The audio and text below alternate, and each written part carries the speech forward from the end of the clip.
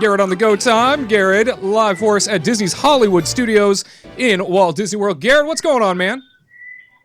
How's it going, guys? Happy holidays. I am here on another planet. I am on the petrified forest planet of Batu here at Star Wars Galaxy's Edge out here in Disney's Hollywood Studios. And today it is a very nice breezy day on the planet. It's not being too hostile.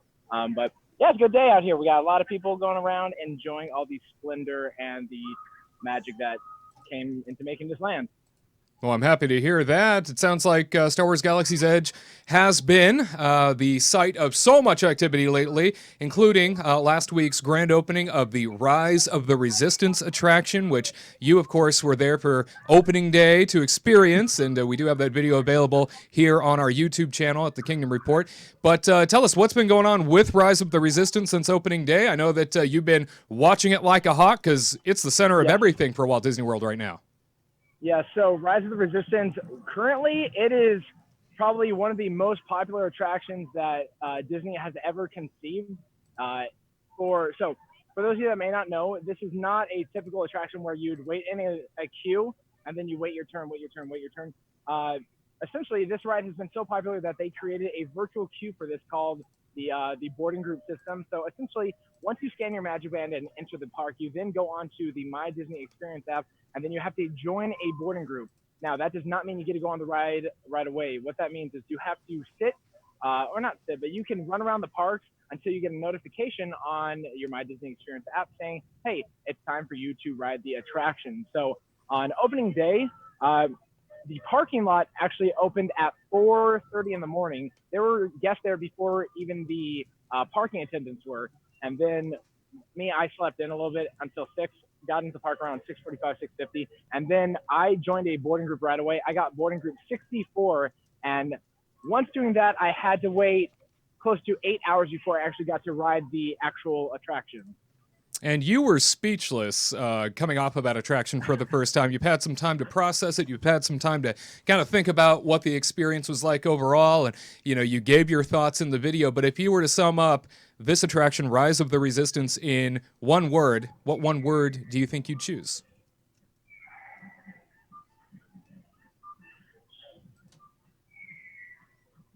Supercalifragilisticexpialidocious. That good. Wow. I was trying to think of a one-word Star Wars word, but I don't know. It'd have to be one of R2's long beats, like or something like that. But that ride, I can't spoil it because Tyler refuses to watch anything about it until he comes out. When he comes, I'm coming out there soon, so me too. We're gonna be there soon. So I just don't want to see anything. If I wasn't gonna be there for a while, then I would definitely watch some stuff. Yeah. But it's like I want to go experience it. Yeah.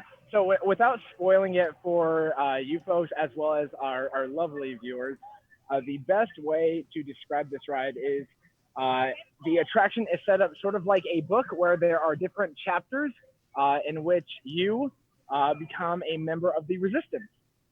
Then you go on many different experiences, and thus you have a rising action. You have a climax, and then you have an ending, and there's some characters along the way. No one you know. There's definitely not a rogue stormtrooper, a Jedi, or a pilot at all. And there's definitely no droids or any people with red swords that go vroom, vroom, vroom. There's none of that at all. So none of that. Truthfully, a terrible attraction. I knew it. That's what I thought. Yeah, no. I got off it. I was starstruck, inspired. I could not speak. I could not formulate words. It's truly an attraction that you have to experience to truly understand.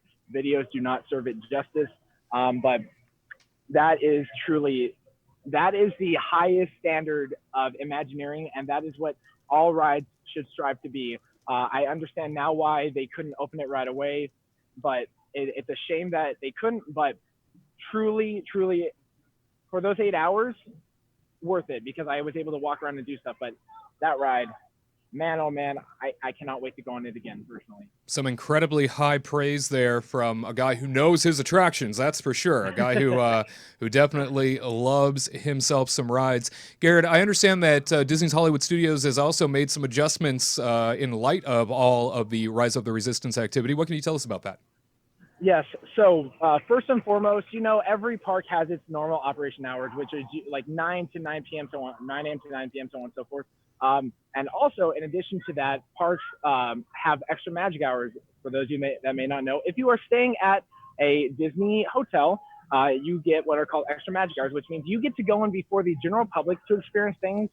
So that way, say you went to Animal Kingdom, you could go on Flight of Passage before everyone else even has a fast pass for it.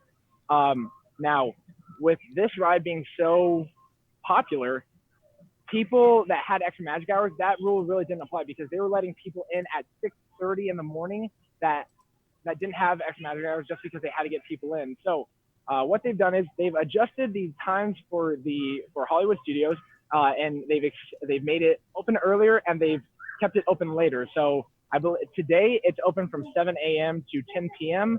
and then on other days they have extra magic hours for after the park has closed. So there might be extra magic hours from like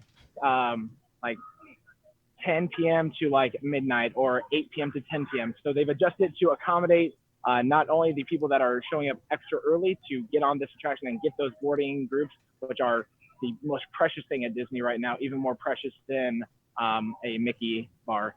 But I mean, those are precious. But yeah, so the extra magic hours will allow guests that maybe have not had the opportunity to go on the attraction to get in. I'm not sure how the boarding groups will work with them. They probably, once the last boarding group goes, they'll then say, all right, join the general queue, and then you have to wait X amount of time. But I like that they are now giving some love to the resort guests because before it was a free-for-all. It didn't matter if you were paying $8,000 a night to stay in the Grand Floridian, or if you lived down the road. It did not matter. It was truly a Hunger Games style world where it's first come, first served. Now, I have a question. Yeah. So I've heard that with the extra magic hours starting at 10 p.m. at Hollywood Studios, you're not allowed to go into Rise of the Resistance. They announced it like, I want to say today or something, that's not a guarantee that they're going to have it open. So what they've been doing this week is even if you get a boarding group, there's no guarantee that you'll get on the ride because of just the popularity of it. So that may be true. The latest article I read just said that the park would stay open. It didn't really mention much of Rise to Resistance, but it wouldn't surprise me if, due to the boarding group popularity, that they won't allow guests to go on there. However, I would just hope that because they are keeping the park open later, they would allow the guests, because that's the whole point of extra magic hours, to get to see that extra magic when other people can't. So I personally hope that once all the boarding groups are done and extra magic hours begins, people can still go on the attraction. But yeah, I'll have to dive into that and look into it, maybe report on it later. It almost sounds like a Disney safeguard. That's what that sounds like. I kind of want, they're not like setting up for expectation. They're like, it's closed. And then you go in, they're like, it's open, you guys. Yeah, I think that's exactly what that is. It's their precaution. I would hope so, because we were even like wanting to do it at like the 10 p.m. one. But then I was reading that. Get here at like 6 a.m. Be here at 6 a.m. Get in, because once you get your boarding group, you can run around the park. So when I got here opening day, I got in at 7 a.m. I waited around. I went on Slinky Dog Dash, the Space Ranger spin, or not Space Ranger spin, the Saucer spin, and I went on Midway Mania. And then I had so much time, I left, went to Epcot, and came back. As long as the park does not hit capacity, you're able to re-enter the park. So has it hit capacity yet? I don't know if it has hit capacity. It I might haven't heard have anything. Yeah. opening week. It may have hit opening weekend, but on opening day, I left here at around 11:30, came back at around 1, and still had not hit capacity, which is usually the time when everyone's at the park. So it's a toss-up, but you are more than welcome to leave the park and come back later if that's what you want to do. And then when your boarding group was ready, how long did it take you then to just get on the ride?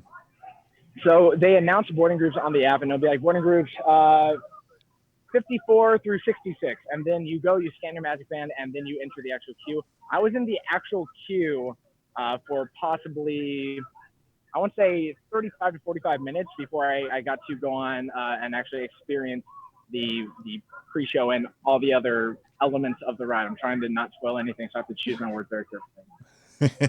I know it sounds like it kind of blurs the line between like what is part of the attraction and what like it all just sounds like it's all one experience sort of, which the queue is truthfully part of the attraction. The queue is just as much of a storytelling element as is the characters and the ride mechanics.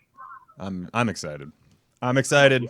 Sounds like you're pumped. I know. Our vacation's supposed to be relaxing and stuff, and we have to wake up at like 5 a.m. to get over there, park, and then be in line by 6. Take Fear of missing out. I know. And you're good. I probably won't even sleep that night. Might as well not even. Just like Sleep the old in the 90s parking lot. commercial. Just in the wake parking up, lot. just be there with a cup of coffee at the ready, being like, "Are you ready to go?"